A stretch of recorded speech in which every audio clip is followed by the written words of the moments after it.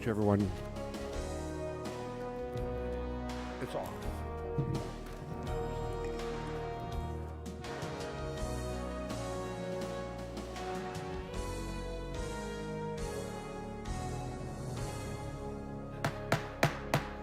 Good evening, ladies and gentlemen. We will call the November 1st meeting of the Common Council to order. I will ask our clerk to call the roll to determine a quorum. Alderperson Chaplesky. Here. Haas. Here. Lysick. Here. May. Here. Probst. Here. Reinke. Here. Rote. Here. Vitale. Here. Weigel. Here. Barzak. Here. 10 present, none excused. We have a quorum. Please rise and join us in the pledge, which will be led this evening by Alderman Chaplesky. Pledge allegiance to the flag of the United States of America and to the republic for which it stands, one nation, under God, indivisible, with liberty and justice for all.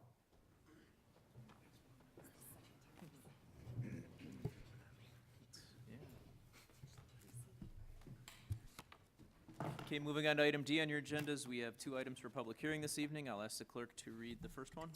A hearing on the special use permit for Gill Automotive, a proposed auto repair business to be located at 9435 West Lincoln Avenue. Mr. Stiebel. Thank you, Mr. Mayor. On this site, which is right across from the Lifetime Credit Union, is probably one of the more blighted properties of the city and very visible, and we're delighted that the new owner is proposed to do some major remodeling of the facility. Located in the southwest corner of Lincoln and 95th Street, the property is going to be dramatically transformed. Because it's been vacant for more than a year, it's lost its current special use, so that's the purpose of the public here tonight, is to consider whether to reuse the special use for auto repair facility. Hours of operations are 8 a.m. to 5, Monday through Friday, and 8 to 12 at noon. 13 parking stalls will be required, 13 are provided. As part of the special use, as we always do with all service stations, that the doors will be required to be closed during operation. We'll be taking a look at a lot of the existing site conditions and changing some issues. Right now it has 4 means of ingress, egress, and we're going to be recommending to the Plan Commission that the easternmost curb cut be closed and some additional landscaping be provided. One of the major issues of this is the property to the south. There's historically, obviously, as you can see from here, been a lot of water flowing over the site onto the residential property. We will not allow to have any commercial property sheet drain their water onto an abutting property. So we'll be requiring the property owner to, at some measure, either by adding additional asphalt or a drainage system or whatever, and probably require a curb being installed along this line, property line, to keep the water on site and not onto the abutting property owner. Also, the existing pole sign will be required to be removed. There'll be some additional landscaping as noted in green. This is the curb cut on Lincoln Avenue that will be removed. The developer has proposed to landscape 95th Street, do some perimeter fencing and screening the refuge facility, and reseal the parking lot. The Plan Commission was supposed to have met last month, but for lack of quorum, they'll be having a meeting on this issue on November 9th. The council can approve this tonight, subject to the Plan Commission, or they can wait until November 15th to approve it. Some of the additional areas that will be required is the closure of this entrance here, some increased landscaping along Lincoln, and removing the pole. The building will be painted, and there'll be some discussion as to what kind of windows to be installed, if this is going to be a bigger window or keep the same size. Those will be discussed at the next Plan Commission. The Plan Commission, as I noted, is scheduled for November 9th, and we've received 1 objection so far on this project. If you have any additional questions, I'd be glad to answer them. Thank you, Mr. Stiebel. Are there any comments or questions from the members of the Common Council? Sir, you're raising your hand. You can go up to the mic at the podium. If there's no one from the Common Council, we'll go to members of the audience. My name is Mike Drews. I live at 2336 South 95th Street. I'm kind of puzzled by the situation here. There was an automotive repair shop in there, established quite a long time, neighborhood respected them. The occupancy permit was pulled due to, from what my understanding is some zoning issues and also appearance of the building. In this plan, what I'm understanding is that the building is still gonna be a block wall, just painted. It actually looked better when they had the awning on it, but I understand that was falling apart, and the brick was also falling apart. But at this situation, you mentioned that it was still a blighted property of West Dallas, and I guess in my opinion, looking at it this way, it still is gonna be. I'm just puzzled by the fact that if it was so blighted, then how can it remain pretty much unchanged as it is now? Mr. Steeple, do you want to respond, or?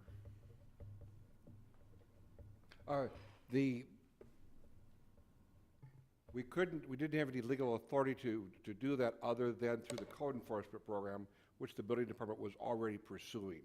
And I think they may have catalyzed the previous owner to sell the property and get it into the hands of somebody that's going to restore it. We've looked at their restoration plans, and they're sufficient for us to approve or recommend approval.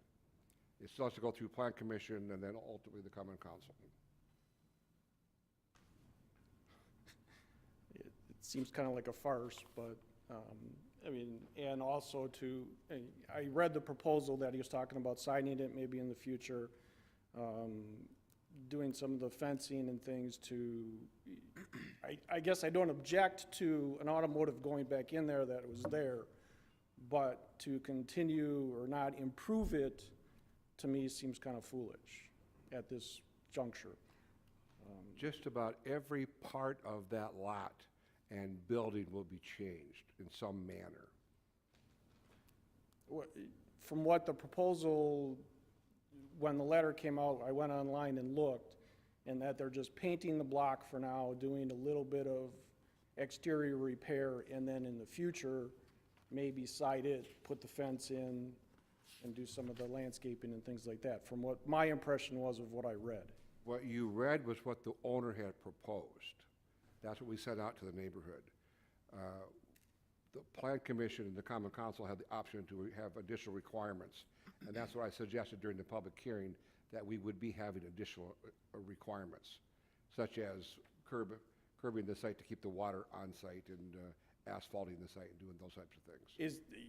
If keeping water on site is just putting a curb there, looking at the property, there is no storm drain on there, so it's gonna come down and come on 95th Street and head to the south anyways.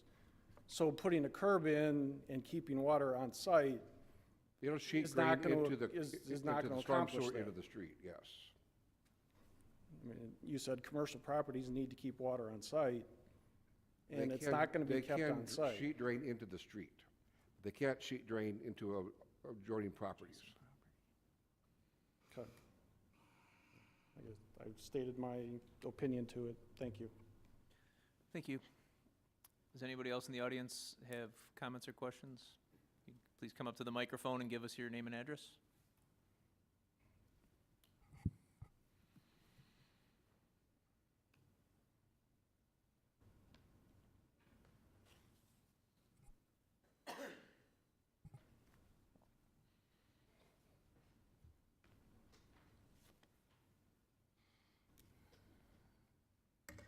Yeah, my name is Alan Schimmel, S-C-H-I-M-E-L. I live in a house just south of this building. I've lived there for 44 years, and ever since Ed Sweek owned the place. And over the years, there was a fence along the south side of that building to keep the cars from running into my house over that hill and down Boom. So I talked to the Common Council over the years and engineering, and nothing was ever done. This fence was probably taken down, oh geez, maybe 30 years ago. It was all rotted out. And there's no curbs there like they talked about for the drainage. And there's nothing that stops a kid or anything, a car, going down that incline and right into my house. And I got a lot of remodeling done in there, and I sure don't want a car parked in there. And as far as the water runoff, that does go into my house. What I did on the southeast corner there, on their rain gutter, they don't have a downspout. And the water used to come down there in a bad storm and go into the building. So what I did, I dug a trench from the southeast corner down the lot line, and I went east. So the water would, from the back of the building, would drain into my backyard. That would keep some of it out of my basement. But it doesn't help with the stuff, the drainage going off of the parking lot. And also about, like I talked about the sewer there, there is that runoff going onto 95th Street.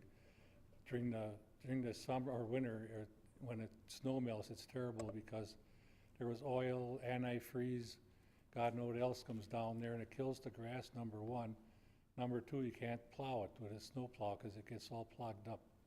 And it runs down 95th Street, and it generally goes down, most of it goes down my driveway, down into the street. So looking for something to have that, stop that too. And I don't know if this is under a land contract or not. From what I understand, it's under a land contract, and he's got a couple of years to pay it off. And until he owns it.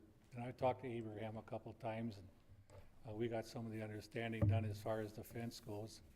I just don't want it to take, years and years, because if a car goes into my house, I'm not gonna be very happy. And the other thing is with snow plowing, over the years, they used to plow snow over the south side of that parking lot, and it drained and it ran into my house too. So about, 20 years ago, when John owned the place, he used to back plow it down the south side of that parking lot and then pile it up on the corner here, which helped a lot. Let's see, there's something else. Oh, there is I have a railway shack. You can't see it. It's on approximately off the southeast corner of his parking lot there. Used to be on 81st and National, where Charlie used to come out with his little stop sign and stop the trains. He's smiling, you must remember it. But anyhow, that years ago, they used to plow that snow. It used to be right up to the windows on it. That's why we had to stop it.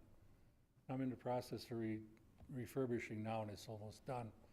So I don't just want any more snow plowed into that thing. And the other thing is, I talked to the Abraham a couple times, and I think he's a pretty nice fellow, and I think he's going in the right direction. I never thought that he'd try to remodel that place, because boy, that south side of that building, there's cracks. They said they're gonna putty him up or something, but I don't know if that's gonna do any good. I thought they were gonna tear it down and start from scratch, but so be it. Let's see, so plowing, then stopping the fence. Yep, I guess that's about it. Thank you. Thank you very much. Does anybody else wish to address the council on our first public hearing? Okay, we will close public hearing number 1, and I will ask our clerk to read public hearing number 2. A hearing on the 2017 City of West Dallas Mayor's Recommended Budget. Ms. Grill? Good evening. I'm Rebecca Grill. I'm the city administrator for the City of West Dallas. I'm pleased to be able to present to you the 2017 recommended budget on behalf of Mayor Devine. Before I get started with the presentation, however, I would like to take a moment to personally thank and recognize Chris Moan for her dedication and contributions in the preparation of the budget. She's the acting comptroller, finance director, and treasurer. Just thank you, Chris, for everything that you've done for this.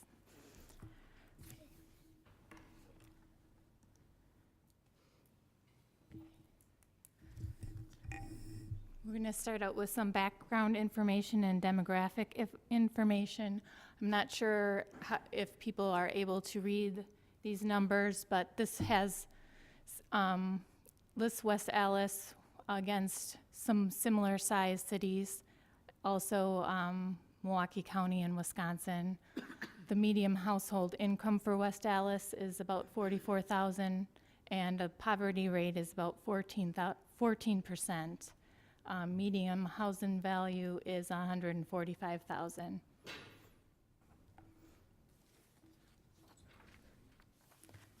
Second slide has municipal comparisons as far as our spending per category per capita. General government spending in West Allis is $110.87. Street maintenance, $87.49. Fire and ambulance, $202, and police is $330. We are higher than the comparable cities for all except the street maintenance. The total operating spending per capita is $1,038.80, as you can see in the bottom graph. When we're talking about the budget, it's important to remember where the money is coming from as we're going through the process. The majority of the money, it comes from property taxes. As you can see, 70%. We also receive 23% of intergovernmental grants and aids, license fees and permits at 3%, and penalties and forfeitures at 4%.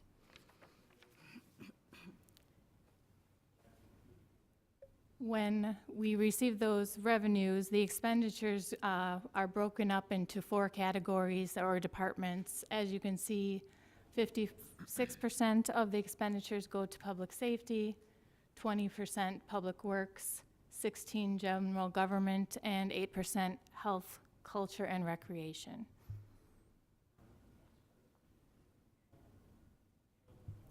This graph breaks down a little further into what does about $1,600 in city taxes support. As you can see, it's broken down. Police, fire, engineering, and public works are the largest sectors of support. The bulk of the money goes to those protective services and operations, which are essential services that citizens rely on the city to provide.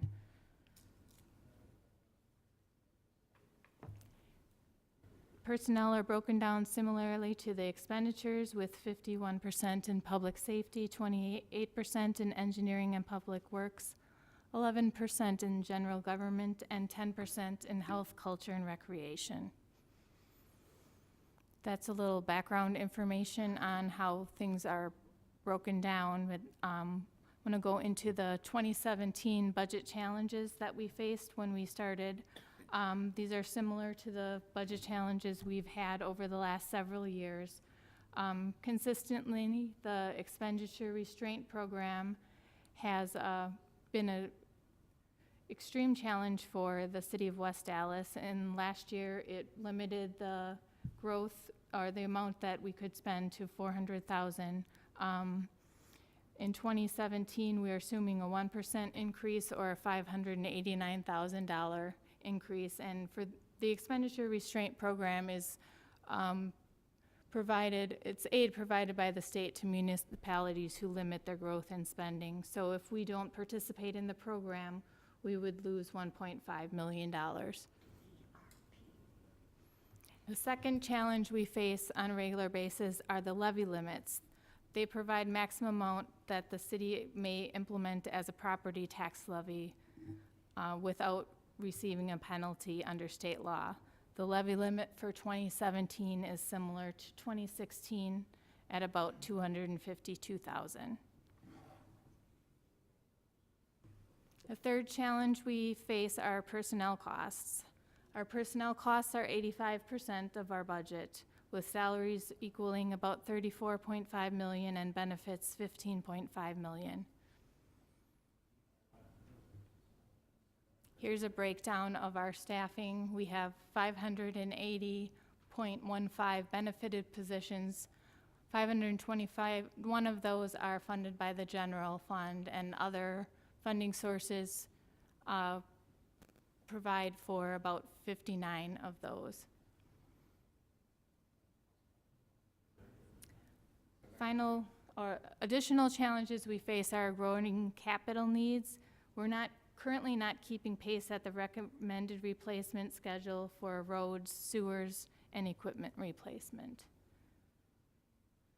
And as the note says on the bottom, the levy limits and expenditure restraint program restricts our ability to fund those through the regular budget process, so it pushes the municipalities to borrow money to fund those projects.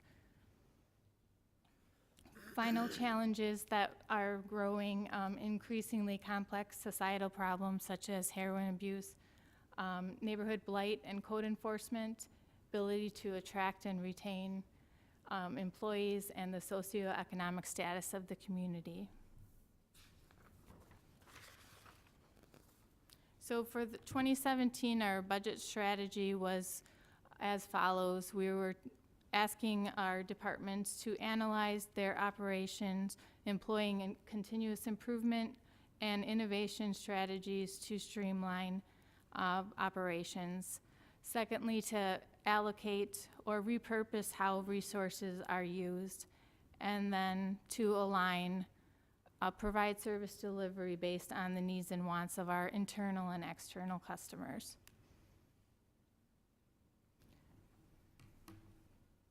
The highlights for the 2017 recommended budget include efforts towards sustainability. Last year there was healthcare transition, which continues to provide additional budget capacity.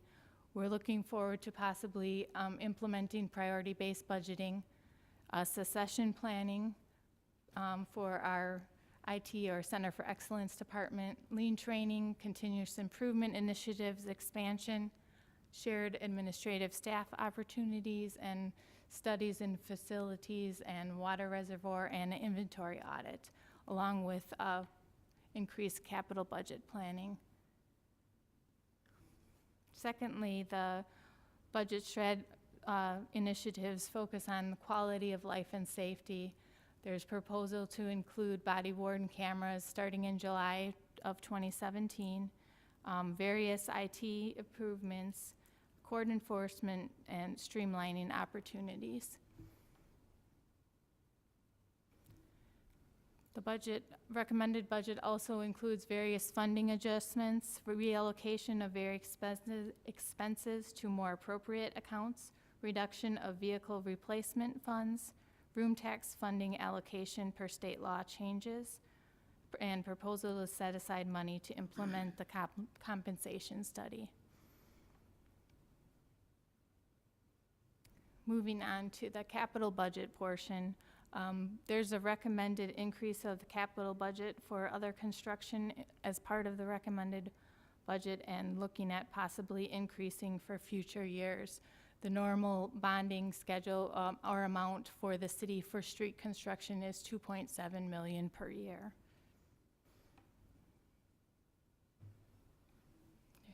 There's also funding for open space and parks, $250,000. There's been significant improvements in various parks this year, and this continues that priority. Additionally, $600,000 is being allocated for repair, maintenance, and replacements of facilities. The capital equipment requests in the budget were reduced for public works by $1 million, leaving $600,000 in their operating budget. The capital equipment requests for the fire department include replacing various fire apparatus. Currently, those were funded through the general fund, but now there's a possible consideration of debt financing for the replacement of the fire equipment.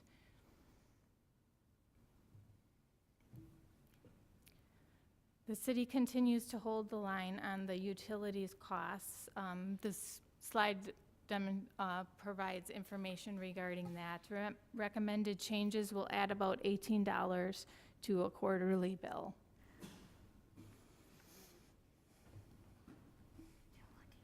This is a 2017 recommended budget fact sheet. It provides a lot of information here. Some highlights are a change of the total general fund expenditures by 1.02%, which means taxes, if you go towards the bottom of the blue, taxes on a $150,000 home will go up by 1.85%. Even with this fiscally conservative budget presented, we'll continue to face the budget gaps that we have based on the current legislation and limits on our spending. This slide provides information regarding the tax levies and tax rates.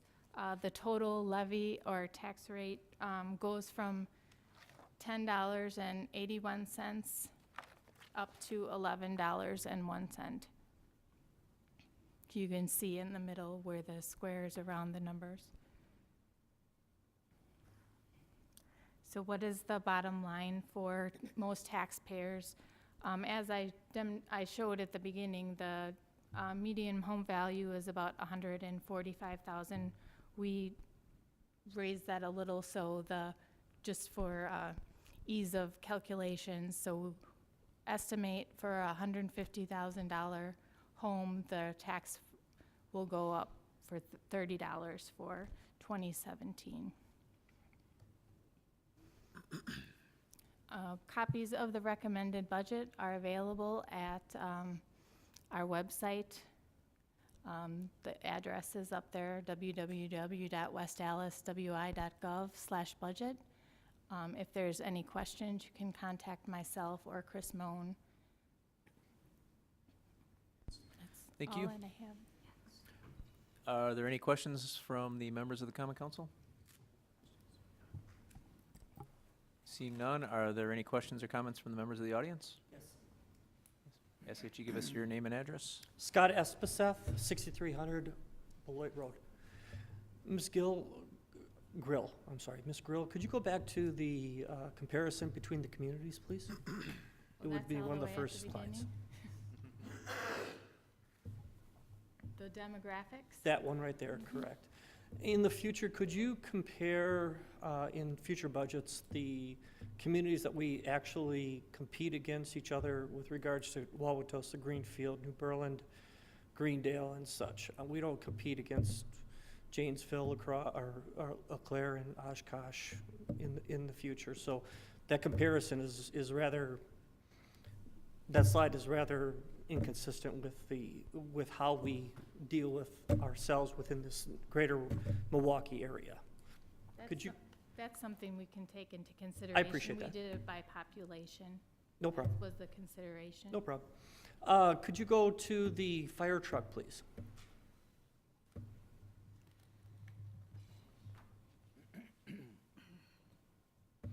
The ladder truck, when I was looking into the budget and reviewing the cost of a ladder truck versus an engine truck versus a, what is the other truck that is one of the key components? I can't remember the name of it. Is it a Strata truck? Sir, you've got to be addressing the council I'm on sorry, this. I was addressing, yes, I apologize. All right. The ladder truck, in my investigation, is typically the truck is $395,000 for a cost of a brand new truck. I was curious how the $1.4 million came about with regards to this budget. Was that with the full equipment included in the truck? Are we selling the old truck, and are we taking that equipment and supplying the present equipment to the new truck? That was the question I had for you. We're going to be talking more in depth on the fire replacement at the Administration and Finance Committee meeting next Monday Okay. at 6 p.m. So perhaps you might want to come. I'm not the expert in the fire department operations. Neither am I.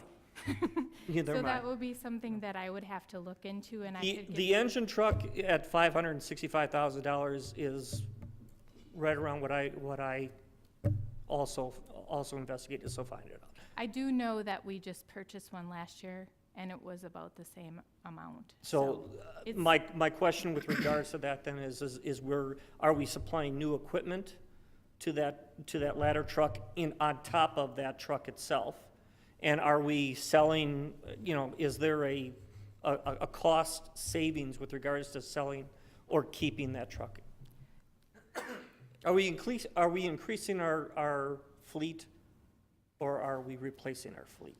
We're replacing our fleet, because usually when something's replaced, then the one that it's replacing goes in and it's used on a as-needed basis, like a So we backup. are increasing Yeah. our fleet, not But then replacing. we would sell the backup that we currently have. Okay, But I don't remember specifically what is occurring in these cases, because there's there's a crisis on some of the replacement at this time. okay. So I'm bringing that to the attention of the council members with regards to my investigations on the cost of a ladder truck, which is one of the lower cost trucks versus an engine truck that has to deal with pumping, mechanics with regards to all that. Okay? Thank you very much. Thank you. Any other questions or comments from the members of the council? Or, I'm sorry, members of the audience? Or anyone? Okay, seeing none, we will close public hearing number 2, and we will move on to item E, which is citizen participation. This is an opportunity for residents to address the council on matters of interest to them. We cannot get into discussions due to potential open meetings violations, but we can listen. See, we have one person up already. Robert Brown, I'm president of Christian Civil Liberties Union and a nonprofit, Stop the Violence. I want to bring something to your attention. I want to give a little background on this, lay a foundation for what I'm about to say. About 8 years ago, I have to remind the council, a lot of things I do were in Milwaukee, all kinds of suburbs, not just here in West Dallas. I took up the issue of how long a person can keep a sign on their property. And it involved a person I know put a 10 Commandments sign up, formerly traveled all over the United States, and truck broke down, and they gave him that sign he put on his front lawn. And then the city of Milwaukee came along and they said, well, you can only have it up so long according to the rules and so. And I said, wrong. So I took it up with the city of Milwaukee. I had to jump through all kinds of hoops, file all kinds of papers like you normally do. And we finally had a hearing on this, and I don't know what the vote was, 5-3 or something. I forget what it was. So then I took it to circuit court. I thought, I don't like the ruling. I think it's wrong. It's unconstitutional to tell a homeowner how long you can have a sign on their own property. Who does the city of Milwaukee think they are? So we went to circuit court, and I was joined by Liberty Counsel. I'll make it short. We prevailed on it, and from now on, all over supposedly southeastern Wisconsin, including West Dallas, you can put signs on your lawn as long as you want, and so forth. You can put them on the ground. Wrong, that ain't quite the way it is. Not in West Dallas. I had Trump signs on my lawn before he even was a candidate, when he just started. I've had them up there 4.5 months rather, actually 2.5 months. And I've had about 4 or 5 signs at a time. I won't go into how I got them all or whatever, but they were constantly being stolen, ripped apart, torn apart, ended up down the block. And I actually viewed and could spot 2 Central High School students, only 5 houses from one of the doors leading out of the Central High School.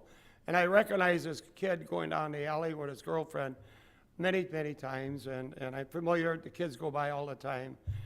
And I would just add this, 10 years ago, I had to fight like crazy to stop them from using drugs in the alley, having sex in the alley. There are needles all over the alley and whatnot. West Dallas, the high school, they didn't want to do nothing, and I took over, and I got threatened with arrest. I actually got people to leave the alley by taking a 2x4 and hitting their car, and the police didn't like it. But anyway, we got them out of it. That ended. What's happening now with the police as far as these signs? I've called them each time they did a report. That's 5 times. I also called Central High School, asked them to put an announcement that it's a crime, you could go to jail, get a ticket or whatever for, it's wrong to take signs. Well, what's brought me here tonight, and I'm really outraged, I spent all this time through, like many of my other projects, I prevail in the court systems. All of a sudden, they're overturned. I called Thursday, this past Thursday, the police department in West Ellis. I got a female officer, and she told me, well, if I don't like it, why don't I put the signs in my window? Take the Trump signs, these big ones, you know, with the sticks in the ground, the metal ones, put them in my window. Well, you know, part of this court case I fought over in the circuit court, cost me $500-600, whatever it took. Got that law overturned. It said you don't have to put signs on your view. You can put lawn signs on the lawn. Apparently I'm not condemning all the officers here. My son was a cop, 8 years, a sheriff for 3 years. But there are some people down there that just don't get it, you know. This female officer, I won't mention names, told me to put the signs in the window. Now, I did call up Central High School, told them I intend to file a legal action if they don't make an announcement of their loudspeaker. In the past, they refuse. Mr. Brown, you have 1 minute remaining. Yeah, the police laying us over. At the bottom line, they are going to make an announcement tomorrow.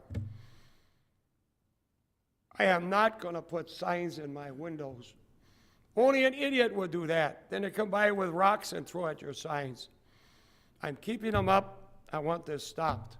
I do a lot of work to make these laws over the past 30 years, and I hate to see them, you know, torn apart because they don't want to bother telling people that I have a right to keep Trump signs. Maybe they're all liberal lefties at Central, I don't know.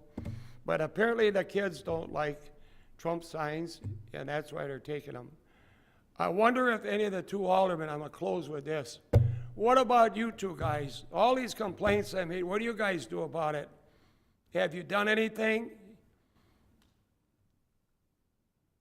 Silent because nothing's been done. Apparently you don't care about people's rights that pay taxes and live here. That's time, Mr. Start- Brown. Start doing something about this issue, now about stolen signs. Thank you. Thank you, Mr. Brown. I should add that, like I said early on, that this is only a chance to listen. This is not a chance for us to engage in conversation with you. That's why you heard silence. Does anybody else wish to address the council under citizen participation this evening? Chet Parker, 7140 West Greenfield Avenue. On a little happier note, this last Saturday, the West Allis Downtown had our Halloween hunt, and we are proud to say that we had 900 children from all various neighborhoods and walks of life who are welcome to come to downtown for a safe trick-or-treating time. And we're glad to continue this tradition, and we thought it was really great. Thank you. Thank you. Does anybody else wish to address the council under citizen participation? Yes. Scott Espeseth, 6300 West Bullitt Road. I wish to put out a kudos to the council as well as to John Stiebel in planning, as well as the planning staff with regards to the proactive rezoning of the retail, considering the retail rezoning of Highway 100 from industrial that was in the Business Journal this past week. Good job. Look forward to hopefully it continuing on the east side as well, and that proactive rezoning as well. Second, I share Mr. Brown's issues with regards to election signage, being that I've run for a couple times, and we would all enjoy having those protections with respects to that, but it does tend to happen every once in a while. Third, I want to let you guys know that I am absolutely in support of what your efforts are with regards to what you're doing here in West Allis. I do have concerns, obviously. I do voice those concerns every once in a while, but I just want to let you know that you guys are doing a good job. And with regards to that, I've been told that I need to provide more kudos to you, and I do so respectfully and sincerely. Thank you. Does anybody else wish to address the council under citizen participation? Okay, seeing none, we will close citizen participation. We will move to item F. Our standing committees will be meeting during recess this evening. Those room numbers are listed on page 1. Moving on to item G, the mayor's report. I just have a few things. In-person absentee voting is still ongoing. There will be hours here at City Hall tomorrow, November 2nd, from 8 a.m. until 7 o'clock p.m. That is the last opportunity after work to get into City Hall to get your vote in before next Tuesday. And there will also be hours from 8 o'clock until 5 o'clock on the 3rd and 4th of November, which is Thursday and Friday. This information is also on the city's website. Like Chet had mentioned earlier, I want to thank all of those in the community that held Halloween events and trick-or-treat events, including the bid. The Greenfield Park event that was held by the Community Alliance Against Drugs was a big success. And a lot of the neighborhoods had things going on too from all parts of the city. And I want to just thank the people that stepped up and volunteered and made those things happen. Really good reviews, really good feedback, no incidents I'm aware of. And it was a good night. It was nice weather cooperation, and it was good. One other thing I want to mention is the West Allis, West Milwaukee Heroin Opiate Task Force, in partnership with the city of West Allis, the village of West Milwaukee, and the school district, is hosting a community-wide event to raise awareness on the heroin and opiate epidemic that is haunting our community. It is going to be this Thursday, November 3rd at 6:30 in the Nathan Hale High School auditorium. The program is titled If Only, and they are going to start at 5 o'clock with a resource fair, and the program will begin at 6:30 until 8:30. It is free to the public, and they ask for ages 12 and over to be in attendance. It's out there. It's the battle we're facing along with a lot of our neighbors, and the more awareness and light we can bring to this topic, I think it can only improve the unfortunate situation. And the last thing, I just want to invite everybody on November 11th at 11 o'clock. We are going to be doing a Veterans Day ceremony in conjunction with the Legion Post at Veterans Park on 70th and National. That concludes the mayor's report this evening. Do we have any reports from the alderpersons? Mayor Devine, Alderman Weigel. I just want to share some news that we received at the library board this week. Mr. Frank Baraney passed away in the spring, and although he was not a resident of the city of West Allis, he was not unknown to folks around here. He raced midget cars, sprint cars at State Fair Park and around the area. Apparently, he was also one of the first helicopter pilots doing the traffic reports for WTMJ. That was before my time. I'll have to yield to some of Frank Baraney. Well, Frank passed away at the age of 100, and he left $50,000 to our library. So I know many people will be meeting with their financial planners, maybe with year-end tax planning and all that. Well, think about the library, think about the West Allis Community Improvement Foundation, think about giving back to your city. Thank you. Thank you, Alderman Weigel. Are there any other reports from the alderpersons? Mayor Devine, Alderman Lysick. I move for approval of the minutes of the Common Council regular meeting of October 18th, 2016. Second. There is a motion with a second by Alderperson Probst. Is there any discussion? All in favor? Aye. Opposed? Motion carries. Moving to item J, I'll ask for a motion to refer items 4, 5, and 6 to the city attorney. So moved. Second. Motion by May, second by Weigel. Any discussion? All in favor? Aye. All opposed? Motion carries. Item K, standing committee reports, administration and finance. Mayor Devine, I'll read that out after recess. Thank you, Alderman Haas. Mayor Devine, Alderman Lysick. I move that we stand in recess until conclusion of the committee meetings. Second. Motion with a second by Alderman Ranky. All in favor? Aye. All opposed? We are in recess.